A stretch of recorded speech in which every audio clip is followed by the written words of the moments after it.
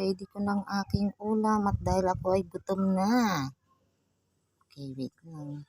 Okay, ito na siya. Luluto ko na siya. Ang bawang. Tapos ang sardinas. Isa. Tapos ang talong. Mekos-mekos. Ayan na siya. Konting luto na lang. Tapos ilalagay natin itong malunggay. Okay, nilagay na rin ang malunggay. Mekos-mekos.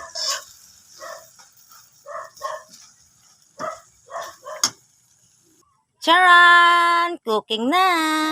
Let's eat! Yummy yummy! Ginisang sardinas na may talong at malunggay. Bye-bye!